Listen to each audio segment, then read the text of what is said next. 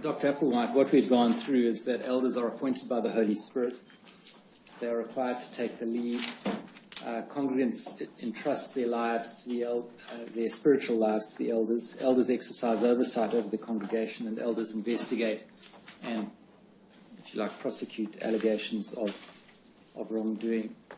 And I suggest the consequence of that is that the statement in paragraph 10 of your report, which says elders are viewed as fellow workers by their fellow elders and by the other congregational members, the other congregational members part, is wrong.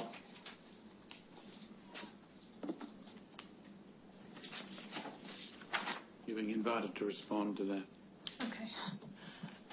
Well, first, the distinction that I'm making here is the distinction between elders in the Jehovah's Witnesses congregations and, for example, someone who becomes an ordained minister in another organization. So becomes an officer in the Salvation Army, becomes a priest in the Anglican or the Catholic Church. And that distinction is what I'm pointing to here. I recognize that they are spiritual leaders, and in the list that you just gave, you said that they trust their spiritual lives to the elders. They trust their spiritual lives to the shepherding and guidance of the elders, but not intended to turn it over to the elders. Well, Dr. Applewhite, a few things. Firstly... May I just finish? Yes, of course. So that's just one piece of what you said that I wanted to mention. But the distinction that I'm making is the setting apart, and there's quite a bit in the literature about not lording over other people or being considered someone who's closer to God in any way or distinctive for the rest of their life. And so that's a distinction that I'm making, and there's no question whatsoever that they're in a leadership role, that they're trusted, and that they're meant to offer guidance to people, particularly about their spiritual lives.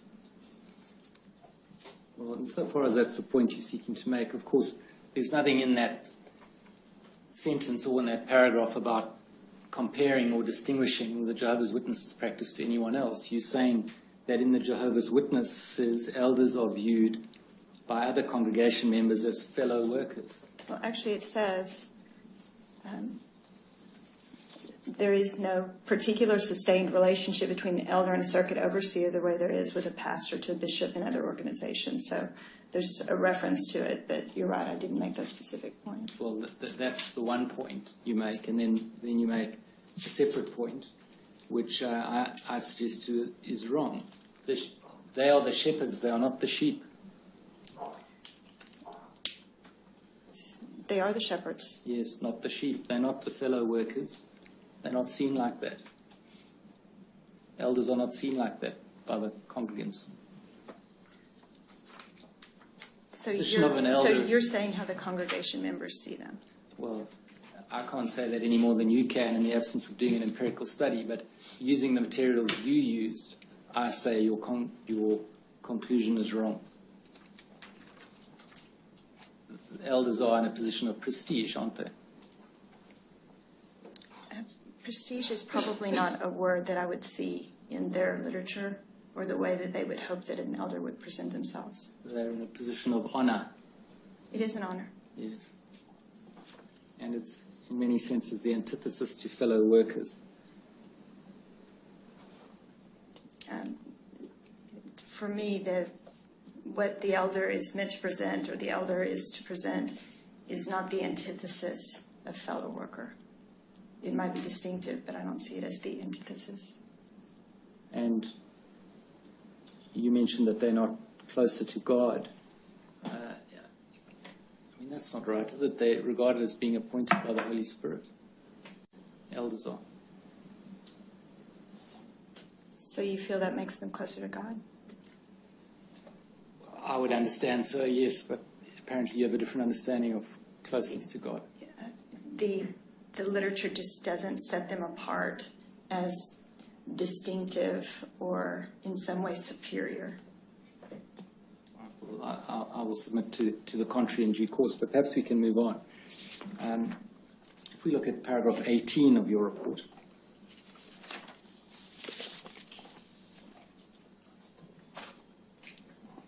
you'll see it says that the elders are the local spiritual leaders of the congregations, and they offer spiritual guidance to congregation members on their own initiative or to those who ask for help.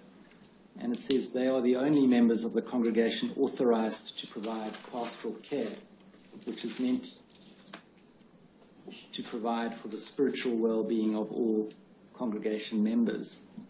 And then you make essentially the same point, although more specifically about ministerial servants in paragraph 20. Do you see it? You say ministerial servants are members of the congregation. You provide non-pastoral practical assistance and service to the elders. And then you say ministerial servants are not authorized to provide spiritual guidance, counseling, or any other pastoral services to members of the congregation. So you say elders are the only ones who are authorized to do that, and ministerial servants are not authorized. Now, that's not quite right, is it? Can you tell me how it's not quite right? Well, the case that you testified in the United Kingdom, you gave evidence on precisely this point, and it was rejected by the judge, wasn't it? I'm not sure that that particular point was rejected by the judge. Well, perhaps we can take a look at the judgment. So you're saying the point that ministerial servants are not authorized to provide pastoral care? Yes. Or spiritual guidance, counseling, or any other pastoral services. Can we have it on the screen? Let me just look at the first page first. Where's a copy for?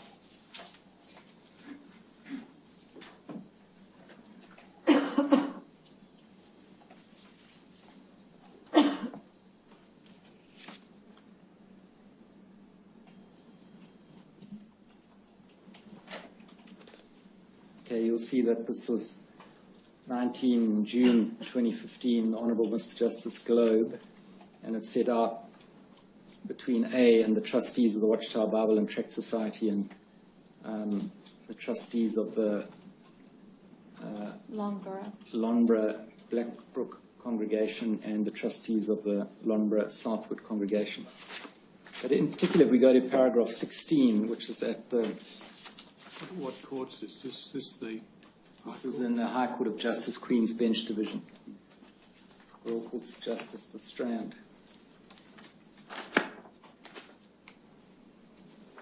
So you'll see paragraph 16 says, there is evidence in the case that ministerial servants are not supposed to have any independent pastoral or shepherding role.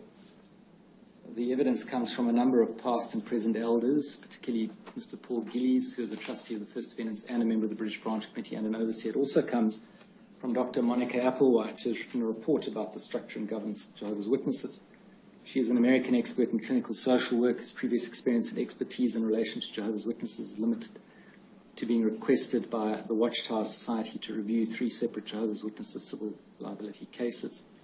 Whether or not a ministerial servant is supposed to have any independent pastoral or shepherding role is an issue in the case.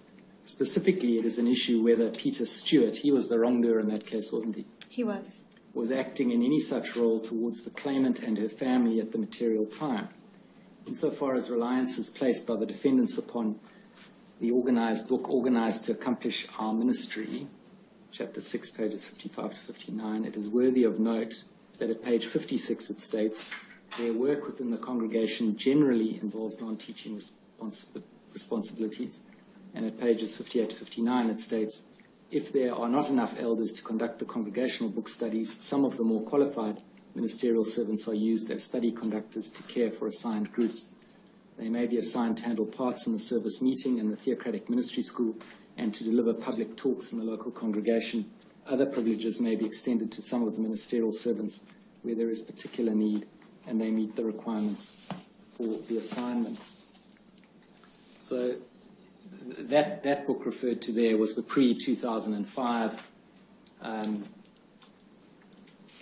pre-1991 manual for elders, wasn't it? Yes. And the 1991 and thereafter manual has essentially the same passages, doesn't it? It does. Yeah. So if we have a look at tab 109. Before we leave this, Yes. So I think that you're asking me whether ministerial servants, if they are, what I've said is that they are not responsible for pastoral care. You say they're not authorized. May I just continue? Yes. In here, they're talking about teaching and Bible study. There are many people who are authorized to teach, to conduct Bible study, and to take parts of the teaching role at the Kingdom Hall. And so this particular paragraph I just wanted to mention is about teaching and not about pastoral care. Well, let's have a look at what the this particular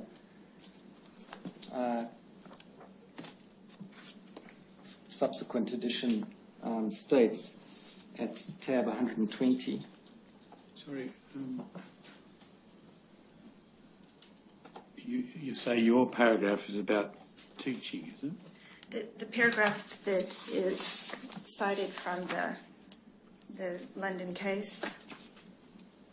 That paragraph involves referring to non-teaching.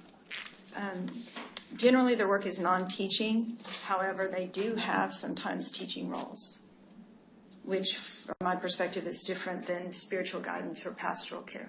What's the difference? So a teaching role for them would be standing up at a meeting and going through the watchtower, teaching a pre-assigned lesson, or in a home would be with a group of people overseeing a Bible study.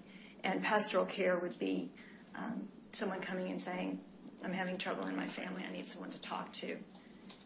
And so that's the distinction that I'm making.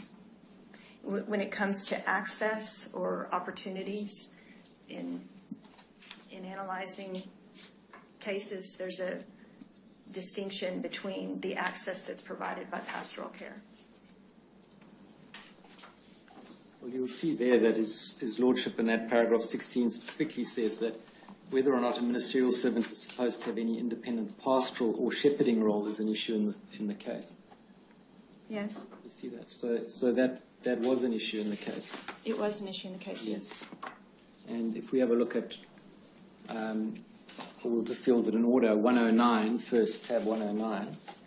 Is that a different document? Yes. Okay.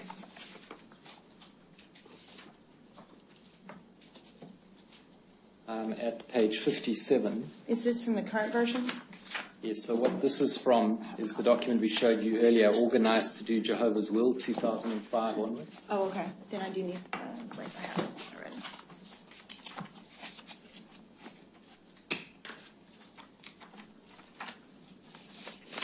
Okay. You'll see at the foot of the roll, foot of the page. Mm-hmm. Depending on local, so this is dealing with ministerial servants. Right. Depending on local circumstances, there may be other services that can be assigned to ministerial servants who are doing, as the Apostle Paul encouraged young Timothy, making their spiritual advancement manifest. If there are not enough elders to conduct the congregation book studies, some of the more qualified ministerial servants may be used as congregation book study servants to care for assigned groups. They may be assigned to handle parts in the service meeting and on the theocratic ministry school and to deliver public talks in the local congregation. Other privileges may be extended to some of the ministerial servants when there is a particular need and if they meet the requirements for the assignment. So I suggest on the basis of that, there are circumstances in which from time to time ministerial servants are authorized to undertake pastoral care. I haven't seen those circumstances. Well, you haven't seen any circumstances, I understand it. You've done a review of the documents, not the practices. I haven't seen examples that have been given in the publications or in the few cases that I have reviewed. I haven't seen a ministerial servant assigned to something that would be considered pastoral care. Well, but you would accept that it's envisaged that the elders in a congregation may involve ministerial servants in pastoral care.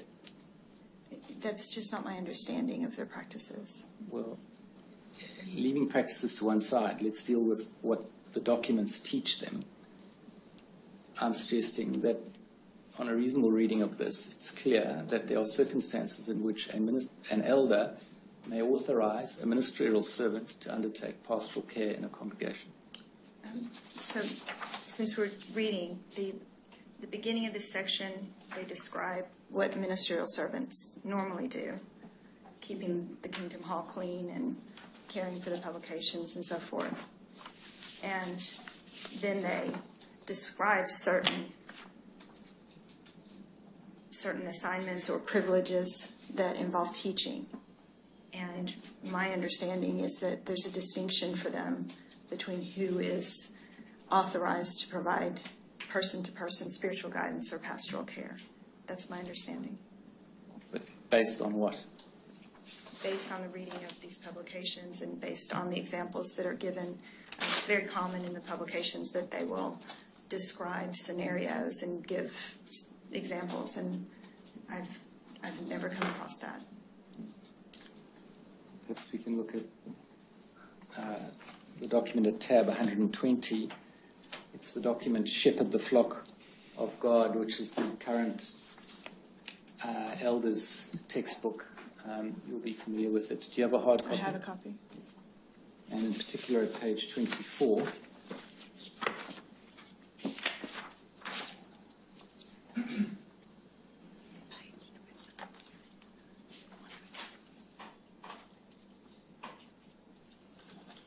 You'll see the first bullet point there.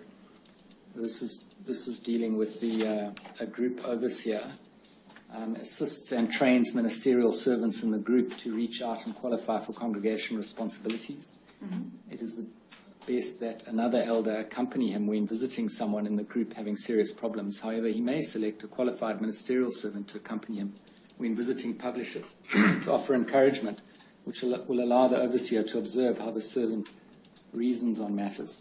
So the circumstances envisaged there is one of pastoral care, isn't it?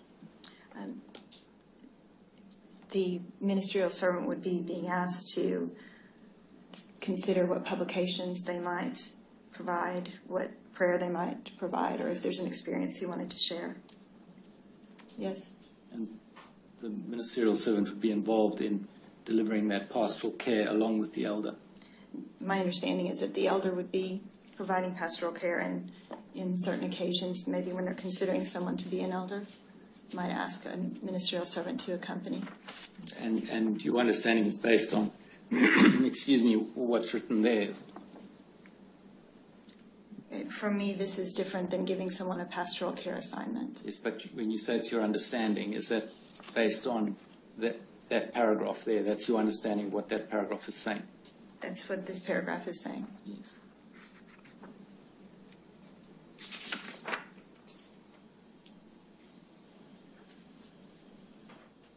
If you just read the last sentence there, it says, afterward, the overseer reviews with the ministerial servant the reason the call was handled the way it was. So it's meant to be an observation and an instruction opportunity. Well, it certainly doesn't exclude participating in the pastoral care itself with the elder. It doesn't. So I suggest that in paragraphs 18 and 20, where you say that only elders are authorized to provide pastoral care and that ministerial servants are not authorized to provide spiritual guidance, counseling, or any other pastoral services, is incorrect. I could add to that with more detail, but I don't consider the statement itself incorrect. And if we have a look at 21, your paragraph 21, you say in the last sentence, none of the responsibilities of a ministerial servant or elder allow or require that he be alone with children or otherwise separate a child from his or her family. Now that's not right in respect of allowing an elder to be alone with children, is it? There may be circumstances in which an elder is allowed to be alone with a child, isn't there? Their own children? Other children in the congregation. I don't know those circumstances. Well, if we look at tab 97,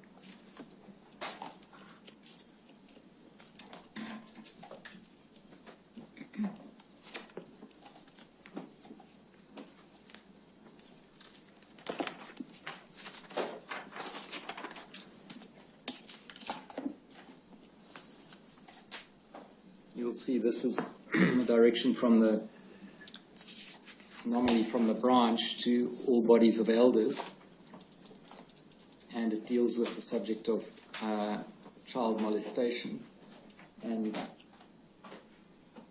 particular if you look at the third paragraph.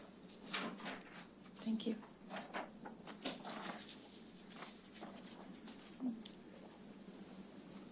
Those who are appointed to privileges of service, such as elders and ministerial servants, are put in a position of trust. One who has extended privileges in the congregation is judged by others as being worthy of trust. This includes being more liberal in leaving children in their care and oversight.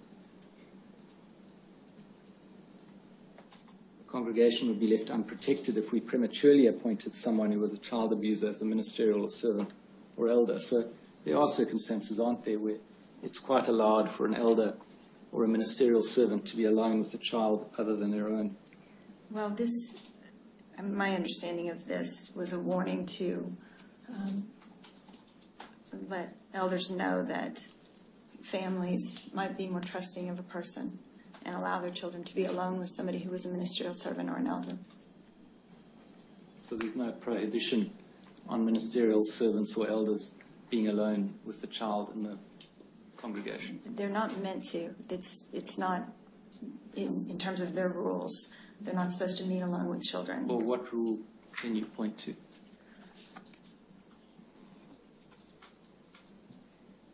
It would take me a little bit of time, but that elders in particular are not supposed to meet alone with women or with children. So I would have to spend some time finding where that is. Does anyone else know where that rule might be? We'll find out, Your Honour. And if we go on and look at paragraph 23, I think you've accepted that you identified the wrong reference there. Can you just give us the name of what the proper reference is? It's not the brief review of contemporary sexual offence and sexual abuse legislation in Australia. No, it's the historical overview of... Is that also a study that was done for this Royal Commission? It was done for the Royal Commission, and it's an extensive study with the history as they describe the 1980s. And then if we look at, still in that paragraph further down, 4 lines from the bottom, it says the article, that's referring to the article Help for Victims of Incest. The article tells the story of an elder who erred by telling a woman to just forget about the abuse and urges readers to listen and show compassion. After telling elders to be thoughtful, the article also points out that some victims of abuse may need to talk with an experienced professional counsellor. Now, insofar as it goes, that's of course correct. But there are limitations on what professional support or therapy that Jehovah's Witnesses can employ under their teachings, aren't they? Yes. For example, there would certainly be restrictions on a survivor, cautions or restrictions on a survivor from participating in group therapy. And that part I don't know about. The only part I've ever heard is that they would recommend to choose someone who was respectful of their religious beliefs. Okay, well, it's worth taking a quick look at that. That's at 120. That's tab 120, which is the shepherd, the flock, and it's at page 131, which is at ringtail 132. I beg your pardon, I've got the wrong reference there. It's at page 55. Page 55, paragraph 25.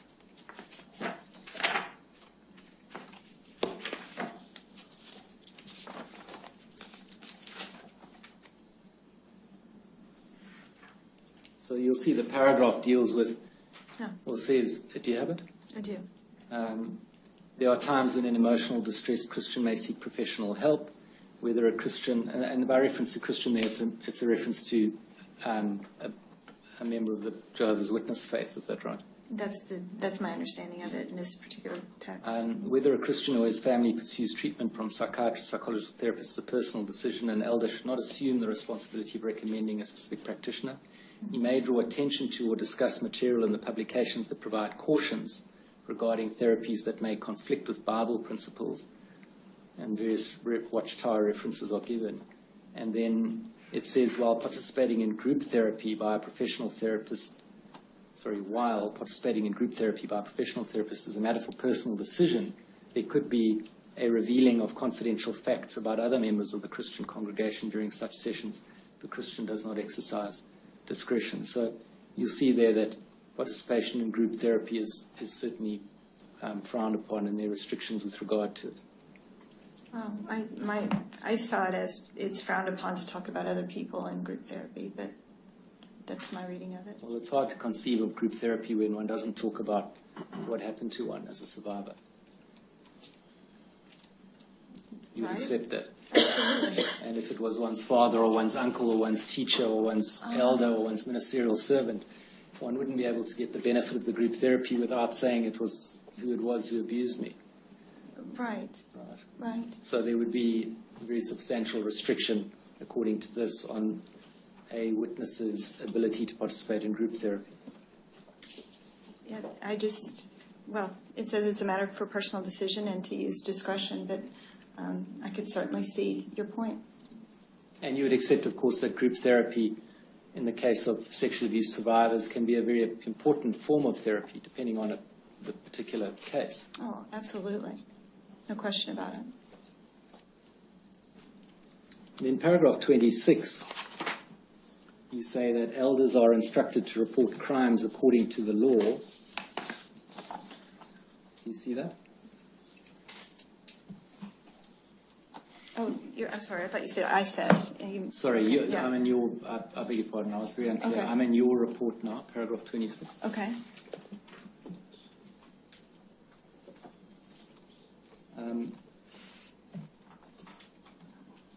You see that? Elders are instructed to report crimes according to the law. And then in 27, you say, bodies of elders have been instructed to follow the mandatory reporting laws of their state or country and to call the branch legal department for legal advice regarding reporting requirements if anyone reports an allegation of child sexual abuse to them. So just to get that straight, the instruction first is to contact the branch office. Is that right? That's right. And then if the branch office advises that there's a mandatory reporting requirement, they must then report. Is that right? That's right. So what you don't mean to imply in 26 is that generally elders are instructed to report by, according to the law, you mean when the law requires it? Under mandatory reporting. Yes. And in 33, your paragraph 33, that is.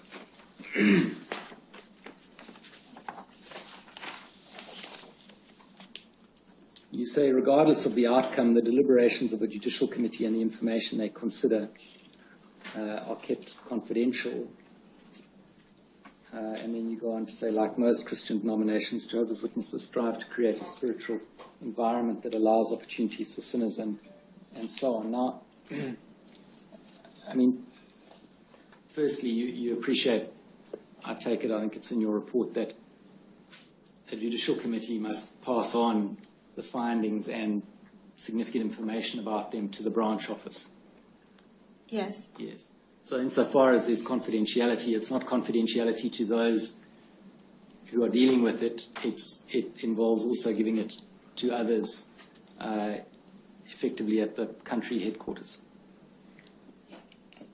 I just want to understand that when you say those who are involved, do you mean those? The members of the Judicial Committee.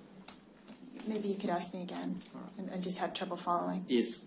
So when you say that the outcome and deliberations of the Judicial Committee and the information they consider are kept confidential, yes, you don't mean they're kept confidential just to the members of the Judicial Committee?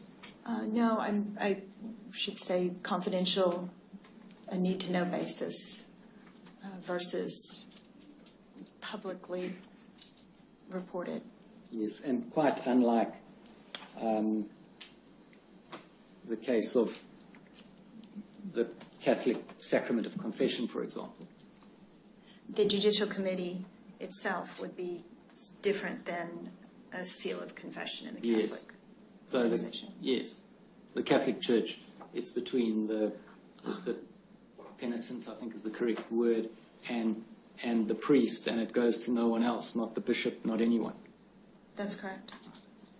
And whilst in the pastoral work of an elder, there may be circumstances in which someone confesses in a cleansing of sin way, really it's quite different in a judicial committee, which is a fact-finding inquiry, isn't it? Yes. For me, as long as there's more than 2 people in the room, it's not ordinarily considered a confession in that sort of technical sense. Yes.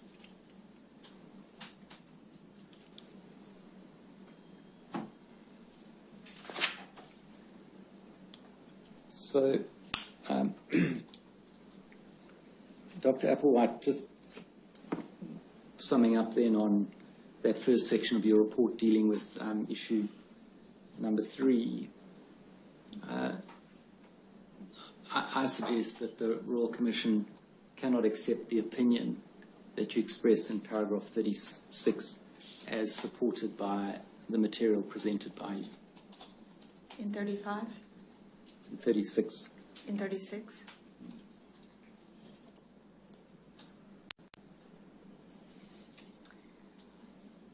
Are you asking me if I agree with that Well, suggestion?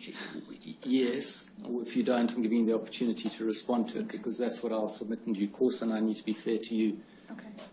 Well, the first work that I did in Australia was I went to Brisbane and Sydney and Adelaide, and there were educational programs that were opened up to anyone who wanted to participate. So there were people from social services and faith-based organizations and schools. And in that process, before I came to do those very first workshops, I did a review to see what was available. There's quite a bit of empirical research that's come out of Australia. I reviewed the empirical research that was here, as well as to review the documents that were available to religious organizations and schools. And so that's the review that I did. And I have tried my best to keep up with all the publications that have been part of religious organizations in terms of making sure that the recommendations that I do provided educational programs are meeting the standard of care. And if there are new things that have evolved or studies that have been published, to make sure that I review those before I offer recommendations. So that's the basis for the opinion. Addressing in particularly the Jehovah's Witness procedure and practice insofar as it's set out in the documents about dealing with complaints or allegations of child sexual abuse. Now, the first step is that 2 elders are to investigate. Is that right? On an elder hearing of such an allegation, Yes. then 2 elders must investigate. And that includes interviewing the complainant. Yes. If there's a complainant versus a witness, yes. And those 2 elders, of course, necessarily men. Yes. And Elders are all men. And very often the complainant is a woman, the survivor, or a child. I don't know the statistics. I don't know the percentages. Well, you would have to accept that at least very often. I can't imagine it being uncommon. And, well, I can give you the statistics, actually.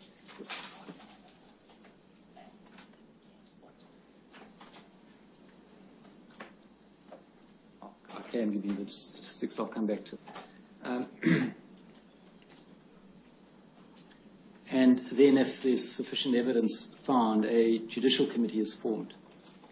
That's right, isn't it? That's my understanding, yes. And that's comprised of 3 elders.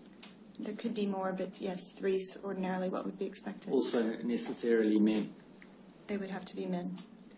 And they then would again interview or hear evidence from the witness survivor. Are you talking about in current practice? Yes. In current practice, the survivor could write a letter. The survivor wouldn't necessarily have to meet with everyone together. Well, that's in extraordinary circumstances, isn't it, if the survivor is far away?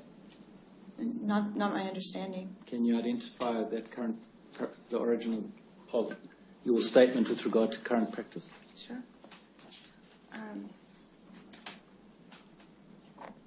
So if you go to the Shepherd of the Flock of God, also I think in your documents maybe called the Elder Handbook. Yes, it's at tab 120. So it would be paragraph 38. Which page? 72.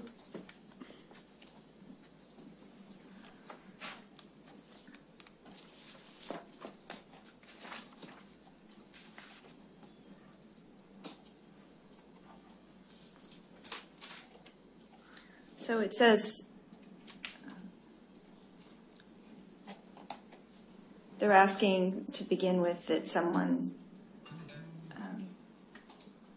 that it's loving for the witness to first confront the accused, but then it goes on to say that for the witness by himself to confront the accused may not be advisable in all cases. For example, if the witness and the accused were involved in sexual immorality together, or the witness was a victim of incest or rape by the accused, or is a child and the victim of sexual abuse. Or it may be that the witness is extremely timid. That, as I understand it, is a statement about the survivor, in the context we're talking, approaching the abuser themselves, isn't it? Yes. And as part of the investigation process.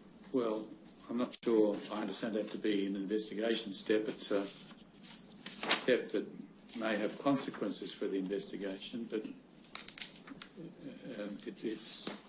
it's being put there as an attempt to, I assume, have the abuser confess to the abuse. Is that right? As leaving out the possibility that somebody who, or the likelihood that somebody who was sexually abused would have to confront the person. Sorry? Leaving out the person who was abused having to confront their offender. In order to persuade or encourage the abuser to confess. To confess, yes. Yeah. But the investigative stage is the next paragraph, isn't it? If the accused denies the accusation, the investigating elders should try and arrange a meeting with him and the accused together. And then it's got a note, if the accusation involves child sexual abuse and the victim is currently a minor, the elders should contact the branch office before arranging a meeting with the child and the alleged abuser. The standard is still to do 2 things. 1, the investigating elders must interview the victim, not so. Yes. And the standard, with exceptions allowed, possibly from the branch office, is for that meeting to include the survivor confronting the accused.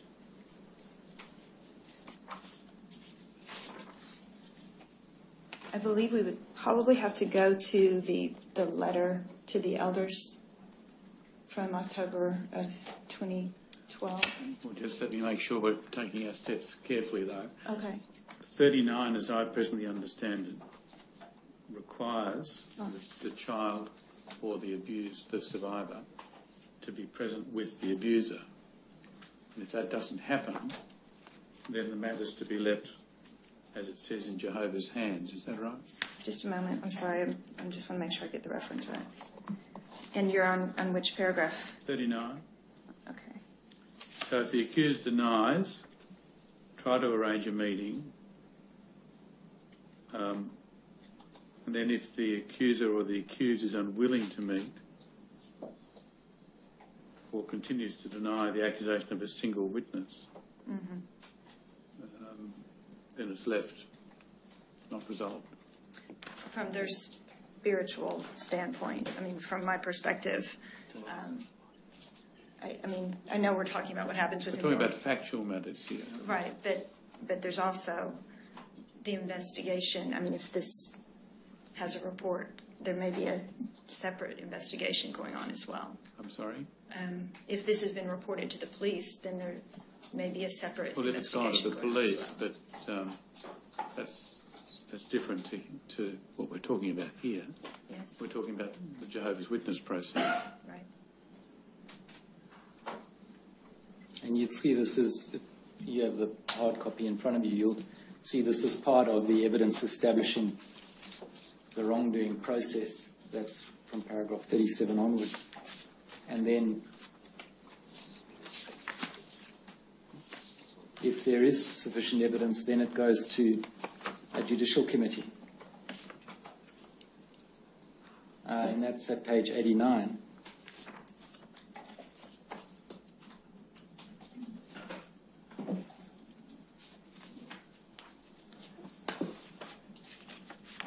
And you'll see in paragraph 1, it's provided in bold that the elders of the Judicial Committee should convey their desire to be helpful and try to put the accused at ease. No particular emphasis on putting the survivor at ease, is there? I don't know that there's an assumption that the survivor would be in this meeting. Perhaps not at the start. But in paragraph 2, if the accused attends that he is innocent, the witnesses to the wrongdoing should be presented and their testimony should be given in the presence of the accused. So in other words, if the survivor is one of the witnesses, then she, as it usually is, would have to give evidence in the presence of the 3-member Judicial Committee and the accused. And that's when their testimony could be given by letter as well in today's practice. Well, we carry on. It says, however, it may be that the witnesses live a great distance away or for some reason are not able to be physically present. If so, their testimony may be presented in the hearing of the accused by a secure phone call or perhaps submitting in writing and read to the accused. That's what you're referring to, isn't it? Not just that, but these procedures are meant for any serious wrongdoing. And my understanding is that if someone is actually going through this procedure with respect to sexual abuse, that they receive particular guidance as well. So this is for any serious wrongdoing. And is that extra guidance included in a document? There's the document that was and I don't know the 3 names, but the one who provided the information about the legal department at the branch office, that would be You mean the witness statement? the witness statement. And also there's the letter from 2012, October of 2012, that lays out some of those particular procedures. Well, I'll go to the letter in a moment. So are you saying that these procedures have been modified by some other instruction? Amended by some other instruction. So that would be the letter that comes out that says... So the letter says don't follow this procedure, follow a different procedure? It's the same procedure, but helping people understand that if it's a case of sexual abuse, it's not the same thing as someone who transgresses in some other way, and it needs to be handled more sensitively. But I'm not sure. Are they nevertheless, in handling it sensitively, to follow these procedures that we're looking at the moment, or to follow a different procedure? It's the same basic procedure. Right. So they haven't sat down and looked at this document to see whether it should have a separate section in relation to sexual abuse allegations? Well, they have a section called child abuse in this book. Yeah. On page 131. But here we're looking at judicial hearing procedures. Right. They haven't sat down and written what the procedure should be in this document for child abuse cases. Not as far as I know. Many organisations do that these days, don't they? Have a how they handle complaints in relation to sexual abuse of children? Very few religious organizations have procedures that relate to how they're going to handle the transgressions of individual members of a congregation. So the parishioners or the faithful, so to speak. There are very few organizations that have procedures for what exactly do you do. That's true, but many have procedures to enable them to effectively respond to a complaint that someone's been abused, don't they? Yes. Yeah. And in every sense, that's the most important thing the institution can do, isn't it? Effectively respond to the person who says they've been abused. Yes. I mean, that should be the priority, shouldn't it? Absolutely. Yeah. Just before I take you to the 1 October 2012 letter, you'll observe also in paragraph 3, it says observers should not be present for moral support.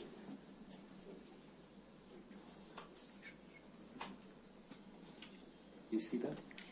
Yeah, this is actually saying that they don't want to hear from a lot of witnesses who are giving character testimony about the accused. So that, I mean, this particular section is really speaking more about moral support for the accused. Well, even if that's so, there's certainly I'm sorry, I don't understand that. This is talking about relevant testimony from witnesses. It excludes character evidence. Witnesses should not hear the evidence of the other. Mm-hmm. But then it talks about observers should not be present for moral support. They're different concepts, I see. aren't they? Yes. What Mr. Stewart's putting to you is that this would exclude a survivor from having someone there to provide moral support. That's right, isn't it? I'm not sure what happens in each case. No, but that's what these words say, isn't it? Mm-hmm. It does. And then if we take a look at the document you referred to, it's at tab 124. I'm sure we can give you a hard copy, which is the 1 October 2012 letter. Oh, yes. Okay.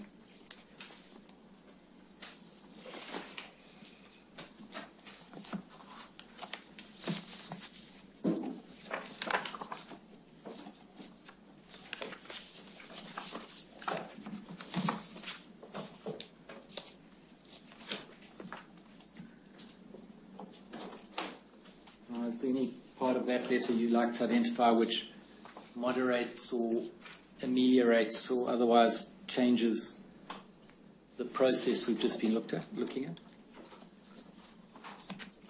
Sorry, I'll just wait till I get a copy of the letter.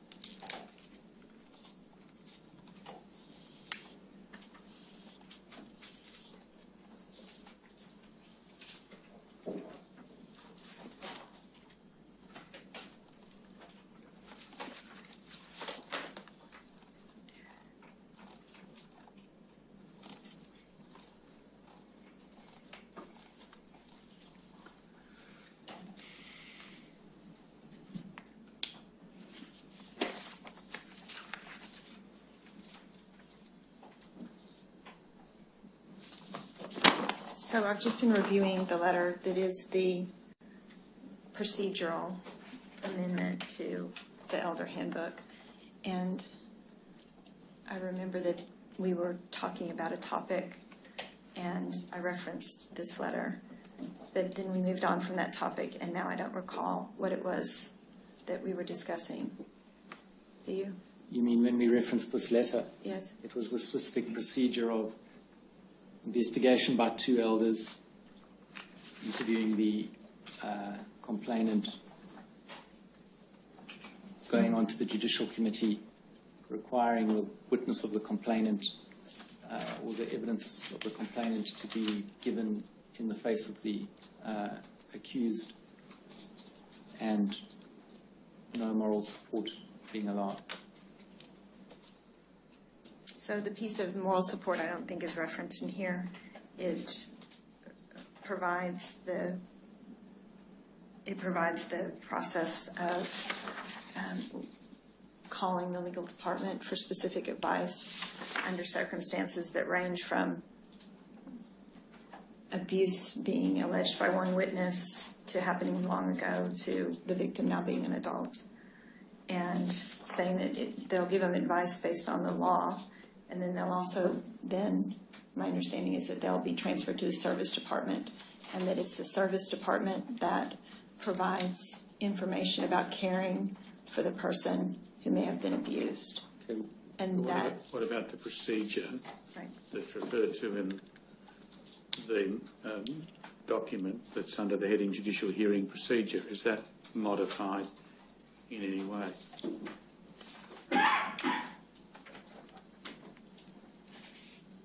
The only distinction that I would say in terms of procedural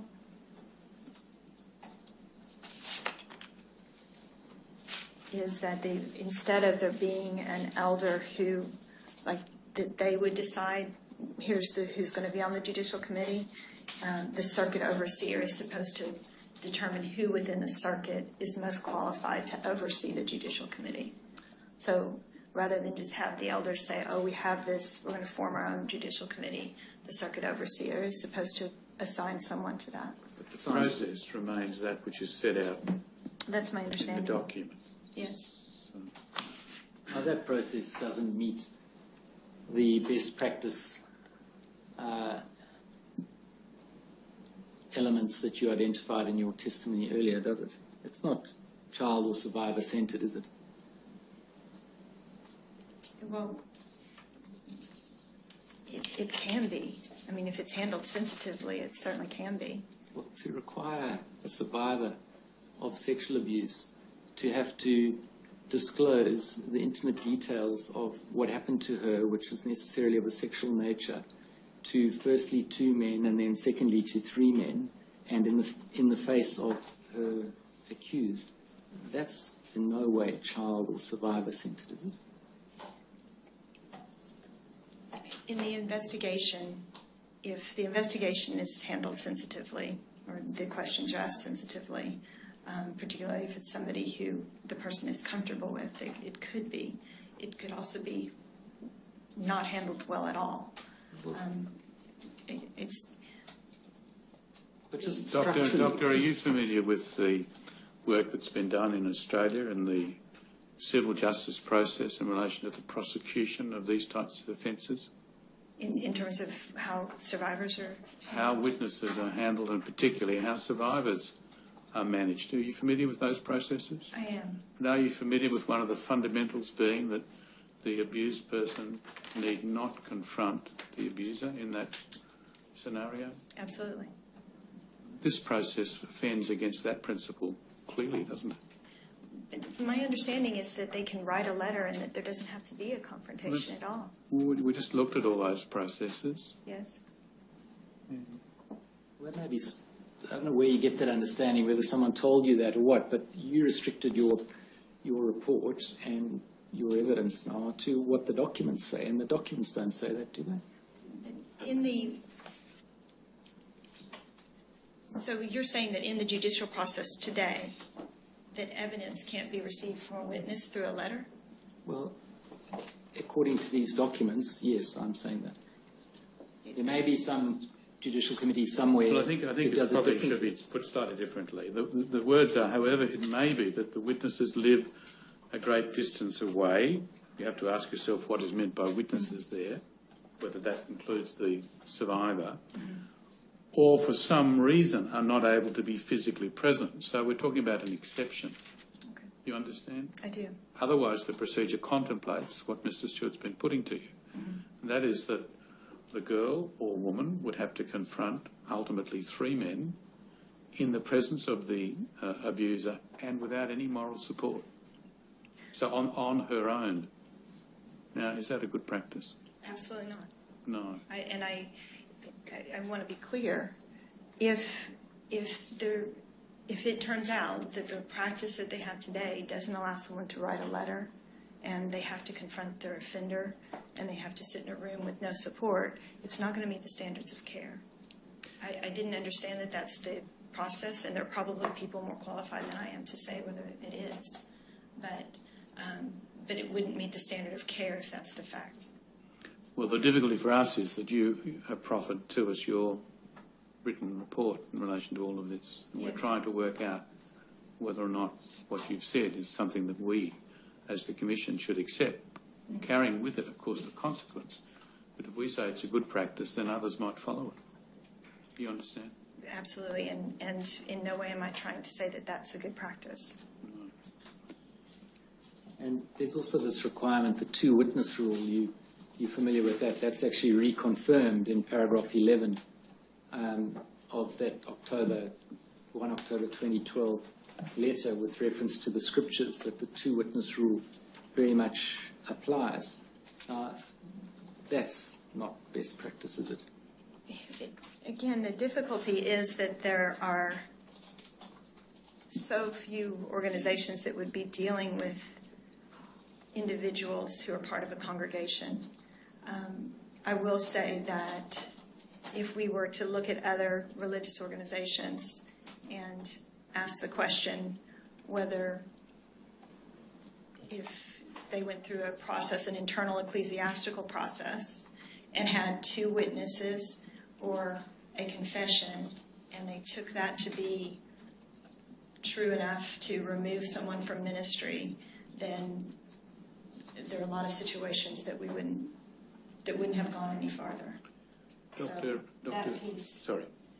In an ideal world, we would like for there to be able to be one person saying so. It's difficult in these kinds of situations to sort that out when there's one person and no corroborating evidence. Doctor, the issue, of course, I understand how you put it in terms of its context, but the issue in the context of the survivor is that the obligation that a member of the Jehovah's Witness has is to report misconduct. Yes. So that the obligation would fall upon the survivor to report, wouldn't it? To report if they had experienced abuse? Yeah. Or if they knew about abuse? Yes. That would be their obligation. You mean within the organization? Yes. Yeah. And then there's a process that identifies ultimately whether the allegation is accepted or not. Mm-hmm. Now, do you see that there is or maybe a problem for a survivor who has the obligation to report sexual abuse, which very often will happen in private, most often will happen in private, Yes. and find that because there's not another witness, their allegation's not accepted? Do you see that might have real difficulties for the survivor? Absolutely. Is it a good process to allow that mandatory obligation to report to be accompanied by a circumstance where, in many cases, the result will be, because of the absence of another witness, that the allegation is not established? It is. There are going to be cases where it goes badly. I think for me, because for me, I really believe that religious organizations should be required to report to the law. That's a piece of it that it's hard for me to sort that piece out, because there's the ecclesiastical process, and in truth, looking at many instances of abuse in religious organizations, there was way more evidence than just two witnesses, and way more evidence than just a confession even, and they still didn't act upon it. And so if they follow through with this, probably they're going to act on more cases than I would see in a lot of religious organizations. But the overlay for me is that I would hope that we're going towards also a mandatory reporting requirement, so that they don't have the option to not also report to the police. Well, you're right. There will be many religious organisations which don't set out to determine whether or not the allegation is well-founded, and the matter will be dealt with by the civil courts. But is there a problem when you do have a process that does set out to identify whether the allegation is well-founded, which then can miscarry, as we would conventionally understand it, as this process can? That's the problem, isn't it? You've set up an obligation to report the abuse, then a process to determine the truth, if you like, of that allegation, which I think you and I are on the same ground. We agree does not accord with what one would normally see as the appropriate way to resolve a dispute of that nature. The allegation's denied. Is that right? Yes. I don't know what we can do about it, but you see there's a real problem. It is. Yeah. And it is. I think we might take the luncheon adjournment on this issue. All said.